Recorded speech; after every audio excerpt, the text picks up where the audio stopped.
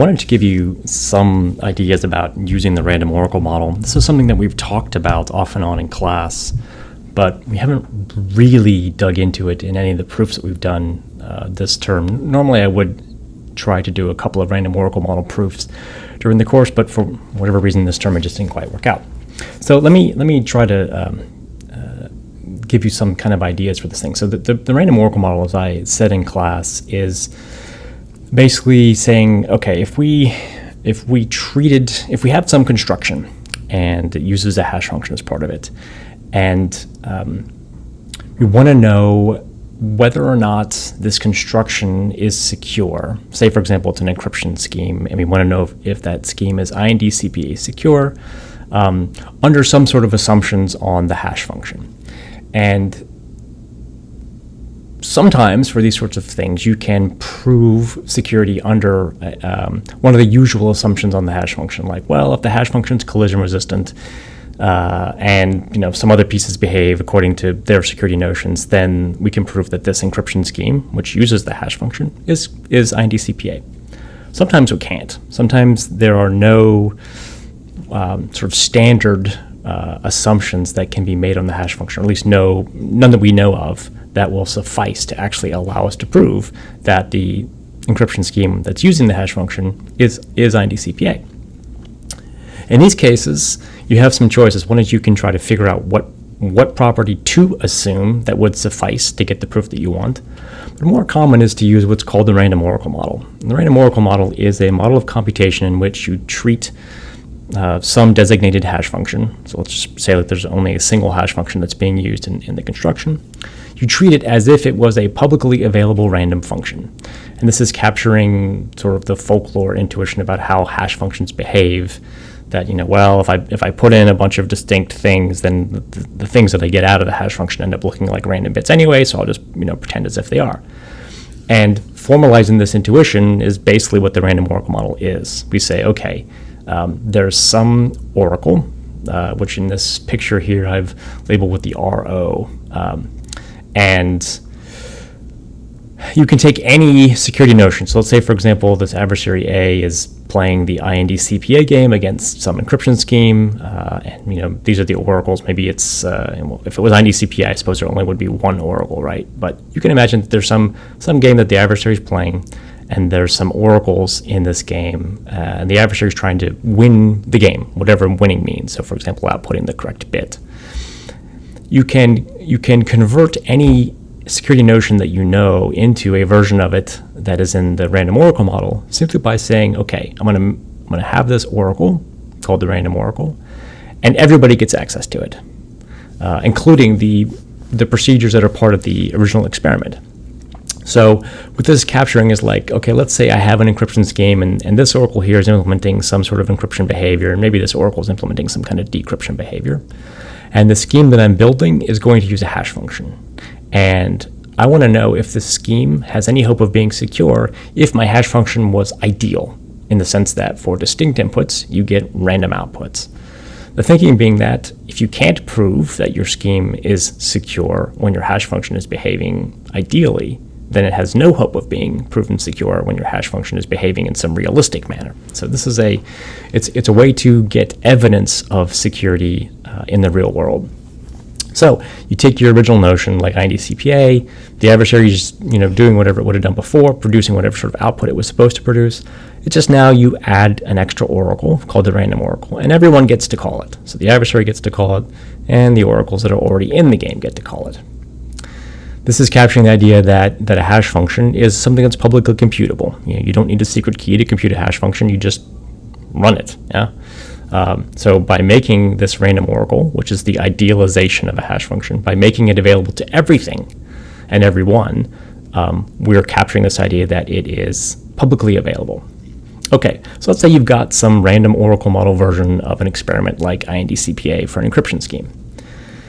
And imagine that we want to do our usual sort of thing by saying like, oh, well, maybe I've got an adversary B, and it's supposed to win some game. So I don't know, maybe this is like DDH, or I don't know, PRF, winning the PRF game or something.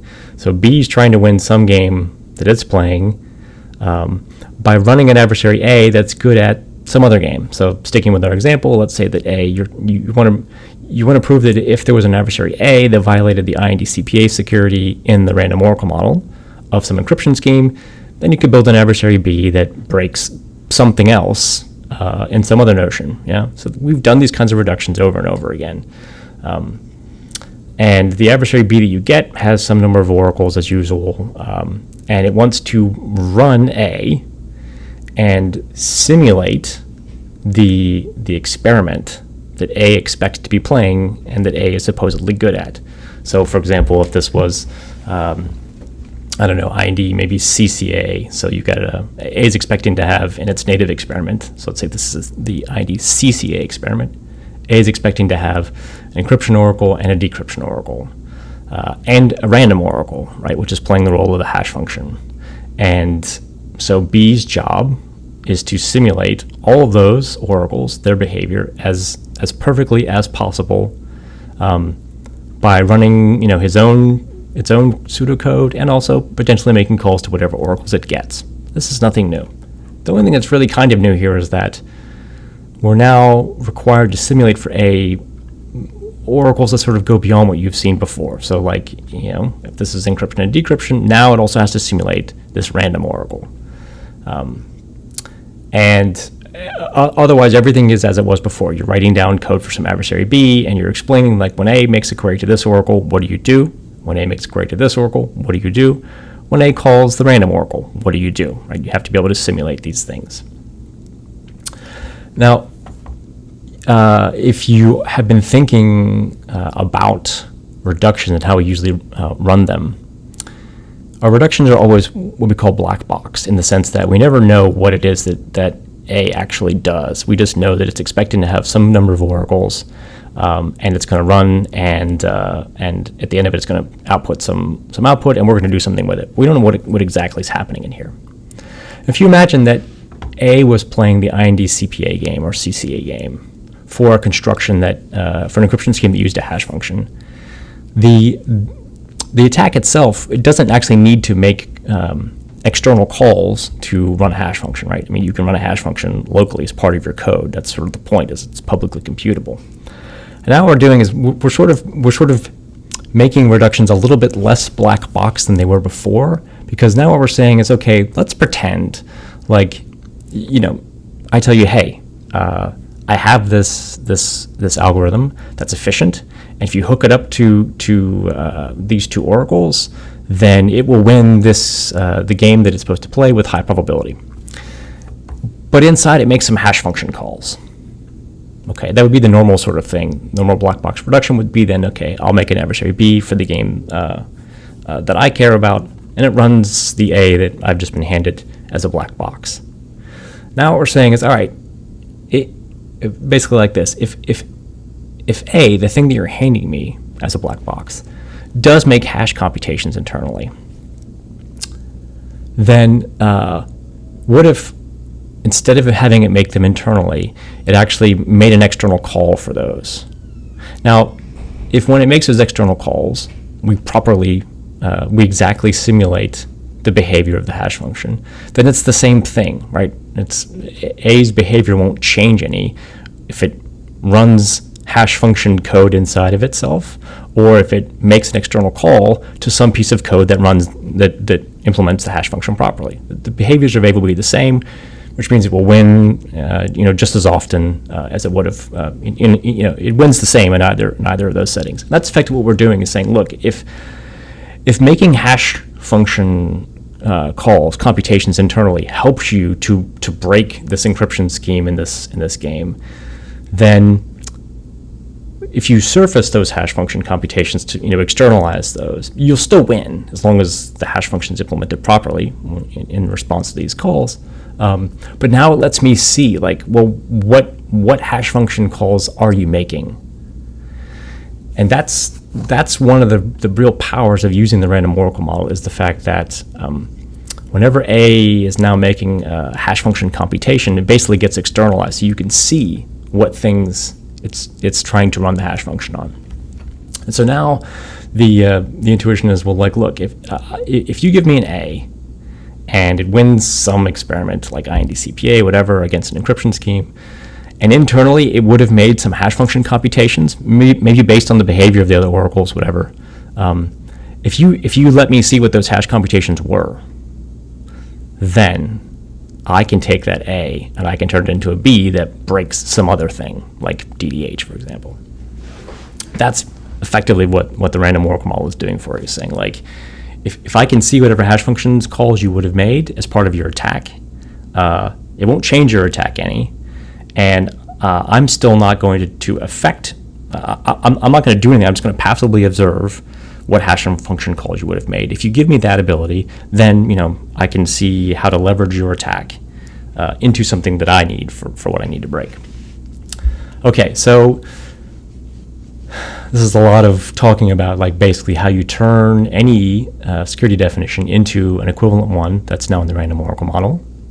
And then if you need to do a reduction of, say, if you want to say, well, if DDH holds in some group, then here's an encryption scheme that uses a hash function, and that thing will be secure too. This is the kind of way you do the reduction. You just say, okay, I take the experiment that it's expecting, which is this one, and I'm going to simulate all these oracles for it. And if I do the simulation perfectly, or almost perfectly, then we expect, as usual, that however good A is at winning its game, B will be that good as well at winning its game. So, we already know, we've seen lots of examples of how one goes about simulating the oracles that are expected by the adversary A. What about this new oracle, this random oracle?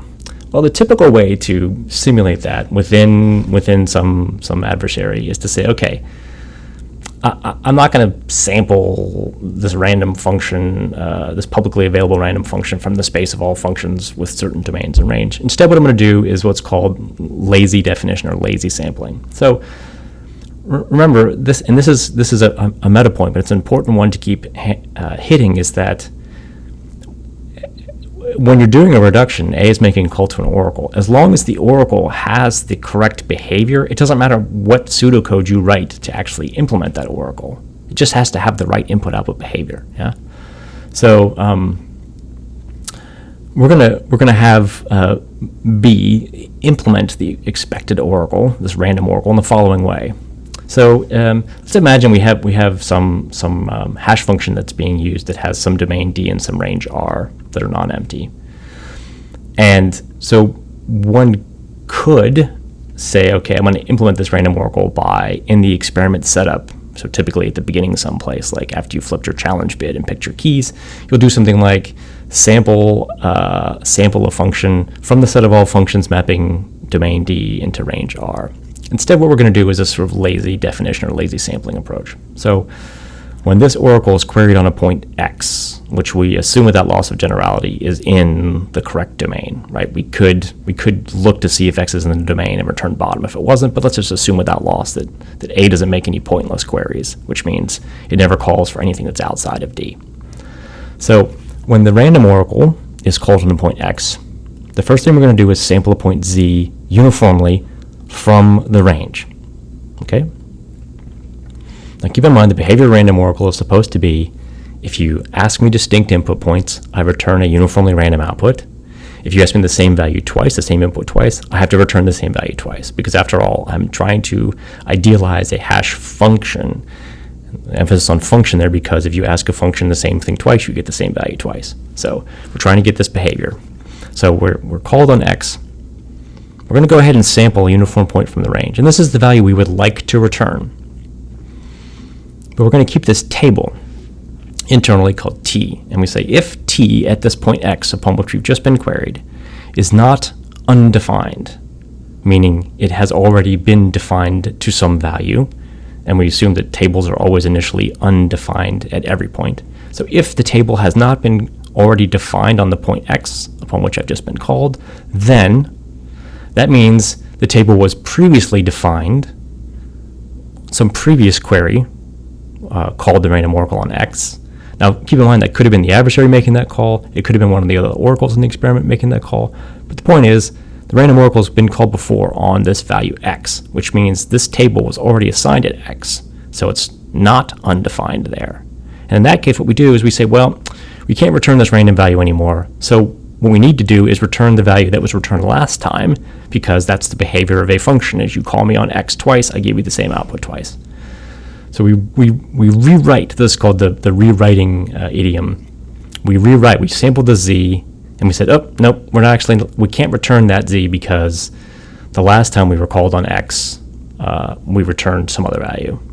So instead what we do is we overwrite z with whatever was the value that was stored at position x of the table t, and then we immediately pop out of this if, and we write back into the table at position t of x the value z. And then we return z. Now let's look at what happens.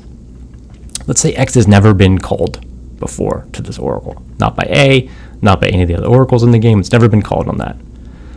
So we pick our z uniformly and we check. If t of x is not undefined, well, t of x is undefined because it's never been defined before. It's never been called on x before. So we skip this and we go right down to here, at which point t of x gets assigned this random value we just sampled, and that gets returned. So indeed, a distinct input, a fresh input to the random oracle resulted in a uniform output being returned. And now let's say later on, the random oracle is called on the same point x again, either by a or maybe by one of these things. So we sample this and we check the table and we see, actually the table's already been defined at x. So we return whatever value we returned before, and we just write that value back in. Yeah? There's no change there. We overwrote z with the value that was there before, and then we wrote z back right in. So nothing changed. This just makes sure that the table remains consistent. Yeah. So this is a pseudocode implementation of a random oracle, and it's perfect. It does exactly what it's supposed to do. Now here's where the random oracle model becomes really useful. So let's say, let me slide this down. There are lots of tricks that you can play once you're in the random oracle model, and they're really interesting. So for example, this. Here's my implementation of my random oracle. And so far, I'm perfectly simulating the random oracle as expected. You can play things like this. So I'm going to copy down the same code pretty much. When I get called on x, the first thing I do is sample the value I'd like to return. And I check if the table's already been defined, meaning something else has already called the random oracle on x, then I set a Boolean flag called bad. Because for some reason, this is bad. So maybe it's like this oracle has some secret value in it, like a key or something. And at some point, it needs to call the hash function. It calls the random oracle using that secret key. And everything's going to be fine so long as that secret key doesn't get leaked. So if this oracle had called the random oracle on the secret key, it gets back the random value. If later on A manages to call the random oracle by luck or whatever on that secret key, well, it's going to somehow, like, the randomness in the experiment has been lost now because the value of the table at that secret key has already been defined. And now when the adversary calls it, well, we'd like to return something random so that we know for sure that nothing is leaked to the adversary about the value of that secret key, because it's just a random return value no matter what. Can't do that anymore because now it's like, oh, okay, the adversary's called us on this previously defined secret key point, so then that's bad. So that's why we call this Boolean flag. You often call this bad, the bad flag. We say, okay, well, look, if bad gets true, then effectively in the security analysis, we're just going to give up and say that the adversary has won. And then in the analysis, we'll talk about, well, what is the probability of bad actually happening? What's the probability of the adversary managing to call the random oracle on this secret value, right? Once bad happens, then since you're going to give up anyway, you can insert effectively arbitrary pseudocode instructions in here. They can do whatever. And a common thing to do is to redetermine the value of z in some way that is, useful to you. So as an example, let's say we take this thing here and imagine that that the only two parties that are calling the random oracle are the adversary and this oracle here. And at some point, this guy calls him on a secret value. And if A manages to guess that secret value, then the game's over. He's going to win. So this is implementing the proper behavior, right? if the oracle calls this on some secret value and the adversary calls it on the secret value, then we do the right thing and we return the same thing twice. But what if we were to do this? So take this and look over here now. Same oracle, you call it on X, you pick the random Z, you check to see if the table's already been defined at that value. And in this case, we set this bad flag to true, and then we do nothing. In particular, we don't do this. Well, these two oracles don't have the same behavior, right? But if the only value see how to say this, if it's highly unlikely, if it's a very low probability event that, say, the adversary in one of these oracles will call the random oracle on the same value. So say, for example, this thing calls it on the secret key, and in order for A to call the random oracle on that same value, that means it has to have guessed the secret key somehow. So as long as that event, that bad event, is a low probability event, then that means that it's almost never the case that this thing will happen. Which means that it's almost always the case that the behavior of the random oracle is just on distinct inputs to return uniform random outputs, right? Keep in mind, if it's very unlikely that this statement is triggered in your game, then it's very unlikely that this statement gets triggered. And if this statement is never triggered, what's returned by the random oracle is just a uniform random value, right? So this trick is very common. It's like, okay, unless you manage to call me on an X upon which I've already been called before. And by the way, we can assume without loss of generality that A never repeats queries to the random oracle because it knows that it's going to return the same value twice.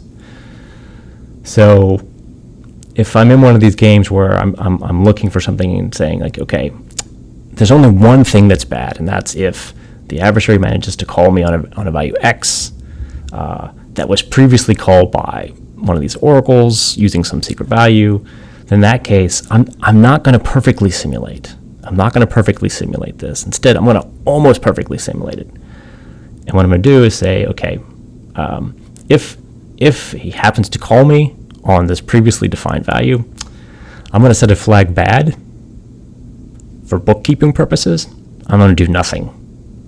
I'm going to go ahead and return. And so now what I'm doing is I'm actually just returning uniform random values every time.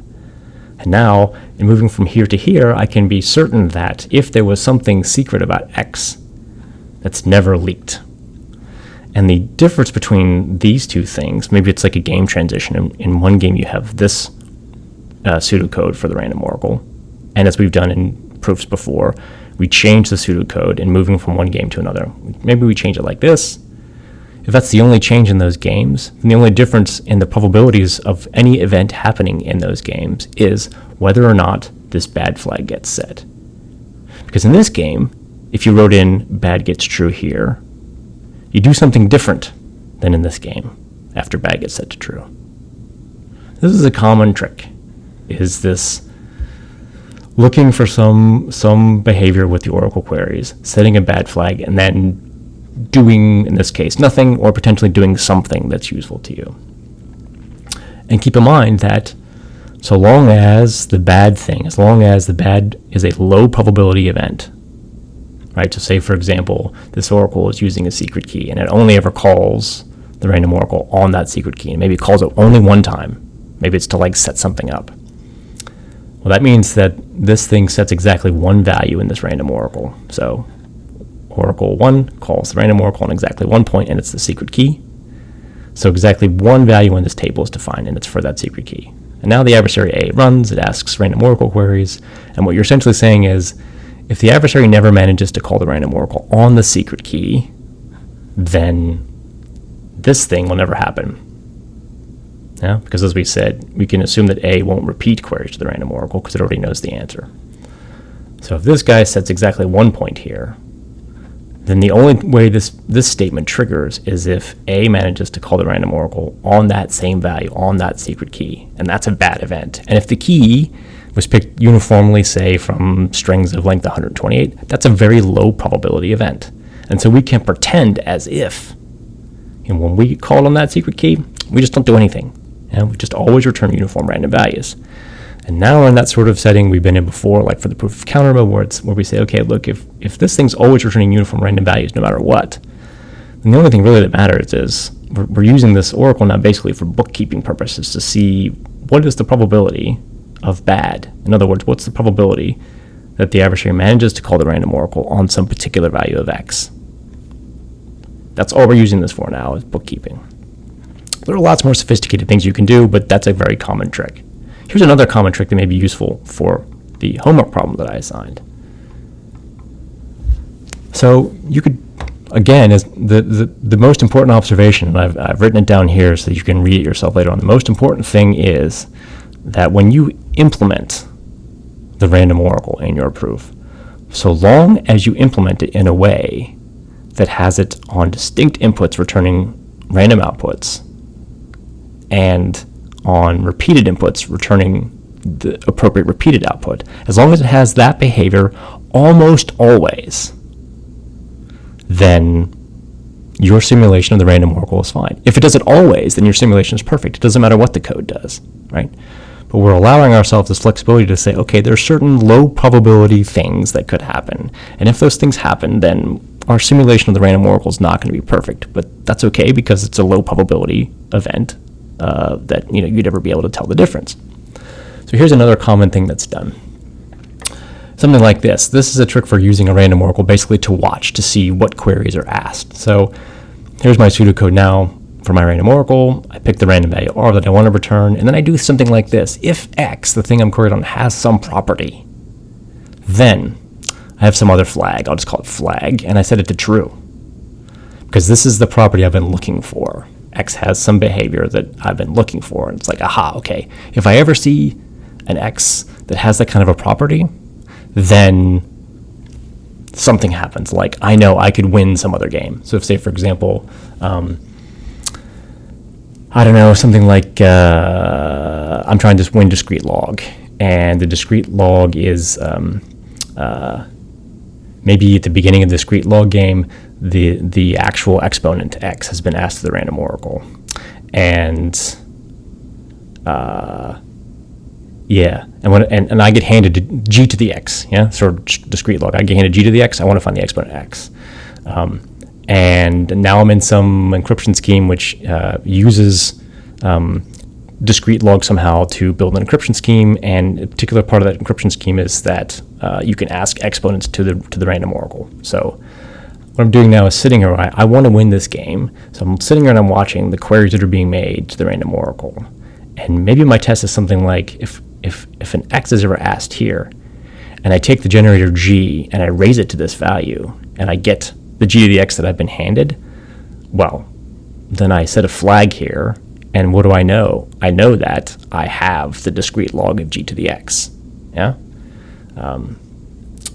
There are all sorts of examples of this. If that didn't make sense, rewind a little bit and listen to it again. The idea being that you're somehow using the random oracle as part of the construction to watch, to see what's being asked. And if you see an x being asked that has some property that you can test, that your adversary B can test locally, then you can use this behavior of watching the queries to potentially win your game. And this is a trick that will be useful for looking at the homework problem where you need to show that given a one-way permutation, you can build a chem. Notice there that the chem is using the hash function, the random oracle, in a particular way. So you might think about, like, okay, if I did something like this, or it doesn't have to be the whole pseudocode, just this trick of saying, okay, I'm going to watch the queries that are being asked and see if they have some property. If I see when they have some property, then I know that I can win. I can do something like maybe invert the one-way function. This is a very common thing to do, is to watch the queries that are being made. And here I've made up pseudocode to follow it. If the table's undefined and this flag is not true, then do something, whatever, maybe recompute x, recompute z, and at the end, write whatever value of z happens to come out of all this, write it back into the table, and then return it. Again, as long as this is a low, as long as you only set flags like flag or bad, as long as you're only setting these things for low probability events, then everything should be fine. So this is some of the power of the random oracle. There's lots more power to it, but really the important thing to drive home is that this implementation here, this implements the random oracle perfectly, exact behavior. You can write in any pseudocode you want here, so long as the behavior is just like this in terms of input-output. You can even alter the behavior of this thing. You can change it, to have this sort of a paradigm or something like this, right? As an example. You can change the pseudocode. And as long as the input-out behavior is almost always correct, then again, you're still doing fine.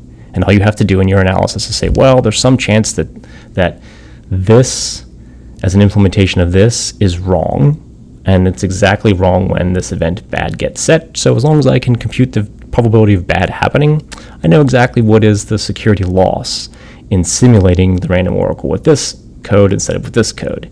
And that could be useful because, for example, it might be that if you're queried on a value x, that maybe there are certain values of x upon which you don't know how to respond appropriately. And so you set the bad flags as like, yeah, I don't know what to do here in my reduction. And maybe the stuff that follows bad are things that you can't even do because they require knowing, for example, what the secret key is. The oracle can do those things, even if you can't do them in your reduction for adversary B. And it doesn't matter because the probability of bad happening, as long as it is a sufficiently low probability event, then this crazy thing that you can't actually do never gets triggered, right? So that's sort of one of the powers of the random oracle model, is the ability to kind of sit and watch what things are being queried and then acting appropriately. There are much more sophisticated things you can do.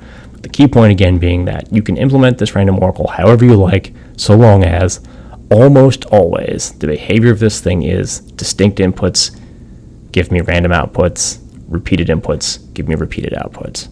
As long as you have an implementation that almost always observes that, it doesn't matter what your implementation actually does. And this is super handy for doing proofs because now you can manipulate the behavior of this thing. And it may even be that the behaviors that you implement in the random oracle code actually affects the behavior of other oracles. So all sorts of games you can play so long as you observe this almost always correct behavior here. Anyway, I hope this was helpful. And there's lots more to the random oracle story, but this should suffice for helping you to move along in your homework.